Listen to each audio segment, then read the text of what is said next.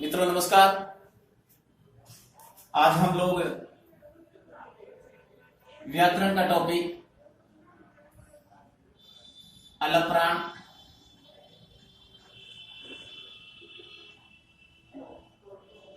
महाप्राण,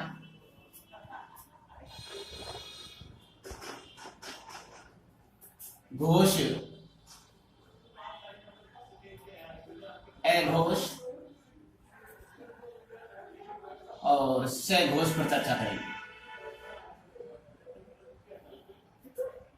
मित्रों, सबसे पहले आप अपना दिमाग हमारे इसी वीडियो पर लगाएं।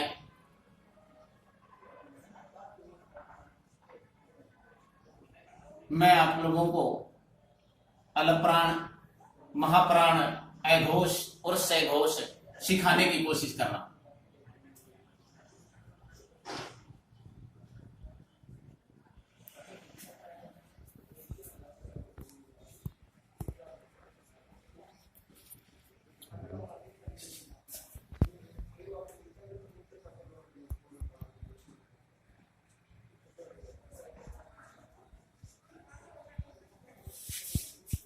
दोस्तों, सबसे पहले इस पर बात करते हैं।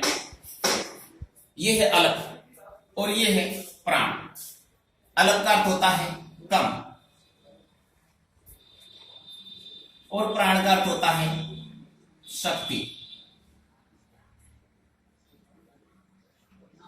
अलप प्राण यानी जिन व्यंजनों को बोलने से हमारी कम शक्ति का प्रयोग हो उन्हें अपने अलप प्राण कहेंगे। इधर बात करते हैं अपने महाप्राण का। महा का अर्थ होता है अधिक और प्राण का अर्थ होता है शक्ति।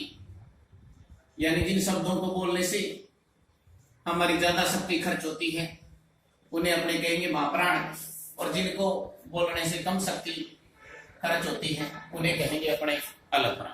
इसके बाद देखें, बात करते हैं अघोष की। अ का अर्थ होता है नहीं या नहीं, और घोष का अर्थ होता है आवाज, ध्वनि, झंकार, कुछ भी कह सकते हैं। यानी जिन वर्णों को बोलने से कम शक्ति ताकत का प्रयोग करना पड़े, अघोष से घोष। से का अर्थ होता है सहित, या कह सकते हैं अपने साथ, और घोष का अर्थ आवाज।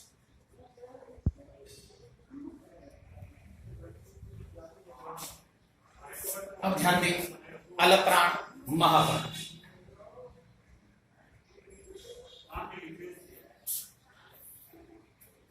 सबसे पहले अपने अघोष से शुरू करते हैं।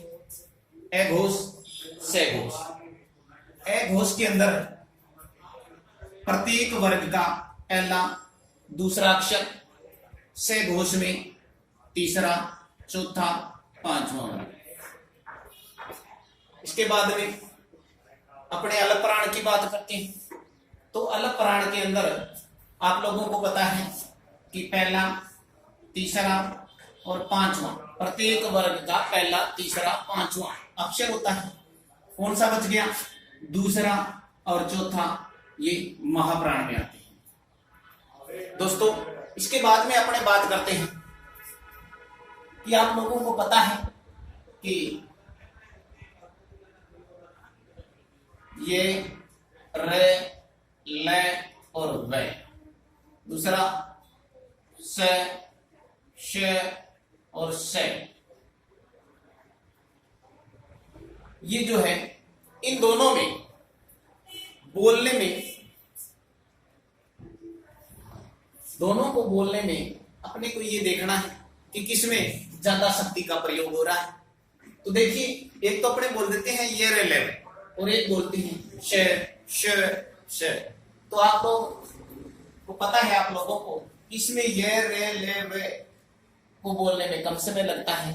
तो इसका मतलब ये हुआ कि अलप्राण के अंदर जिसमें कम शक्ति लगे, ताकत लगे, उसमें क्या हो गया?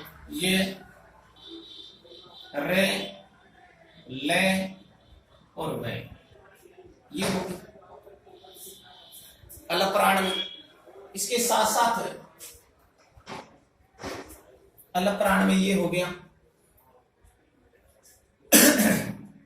अलप्राण में ये रे ले हुआ, तो इसके बाद में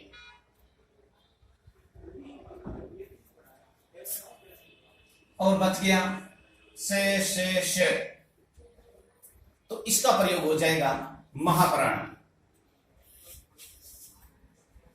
से और से। अब देखिए अपने मैथ के अंदर क्रॉस गुणा करते हैं, तो आप इसको ये रे ले में को उठा करके यहां रख दें, तो ये हो गया ये रे ले और वे।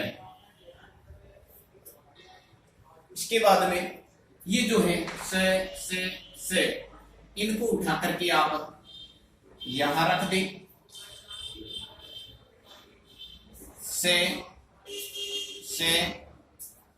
से एक बात का ध्यान रखें, ये अंत्यस्थ व्यंजन है, ये ऊष्म व्यंजन है।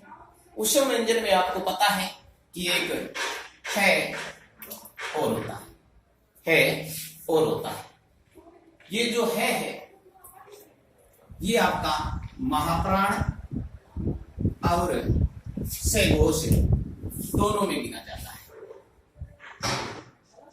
एक बात का और ध्यान रखें, अभी तक सिर्फ व्यंजन की बात की अपने। एक बार परीक्षा में पूछ लिया था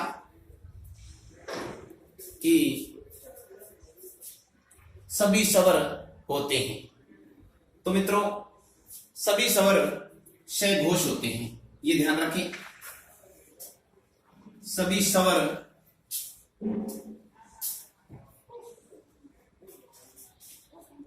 से घोष होते हैं। इसके साथ साथ जो स्वर हैं उनको बोलने में कम समय लगता है, और जिनको बोलने में कम समय लगे वो अलप्राण होता है।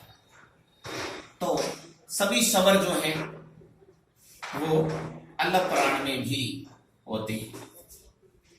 तो मित्रों ये अलप्राण, महाप्राण, सघोष और अघोष का विभाजन था। अगर आप लोगों से परीक्षा में ये पूछ लिया जाए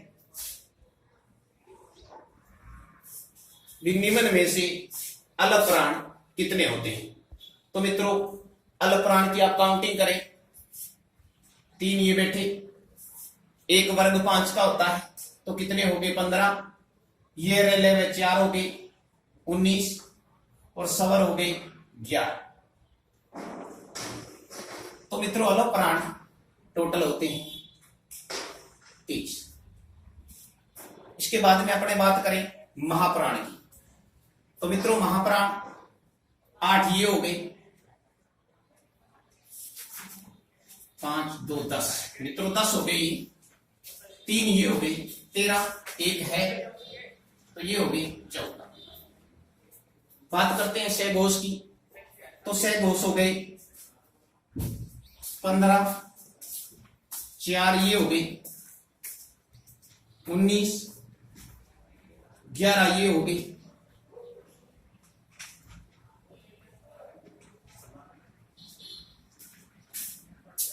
ये हो गए 30।